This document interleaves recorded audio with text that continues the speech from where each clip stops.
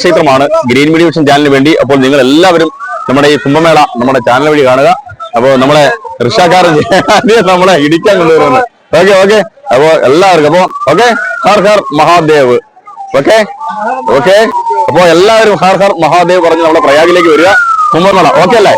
Okay ശരി. അതിന്റെ കവാടത്തിൽ നിരവധി റിക്ഷ വണ്ടികൾ കിടക്കുന്നത് കാണാം. കാരണം മറ്റുള്ള വാഹനങ്ങളൊന്നുമല്ല ഇവിടെ ഉപയോഗിക്കുന്നത്. ബസ് സർവീസുകളില്ല, ടാക്സി സർവീസുകളില്ല.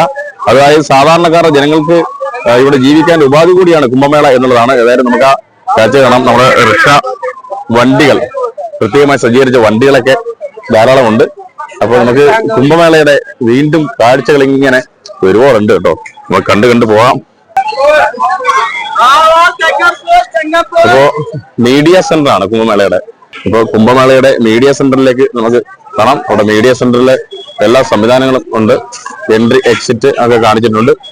അപ്പോ ഇവിടെ എവിടെ നോക്കിയാലും തിരക്കും, എവിടെ നോക്കിയാലും ഫോട്ടോ എടുപ്പും, ആളുകളുടെ ഗംഗാജലം മേടിക്കാനുള്ള പാത്രങ്ങൾ മേടിപ്പും ഒക്കെയാണ്. അപ്പോൾ ഒരുപാട് കാഴ്ചകളുണ്ട്. ഇതേ കണ്ടില്ലേ, നമ്മുടെ കർഷകന്റെ വേഷത്തിൽ നിൽക്കുന്ന ആളിനെ കണ്ടല്ലേ.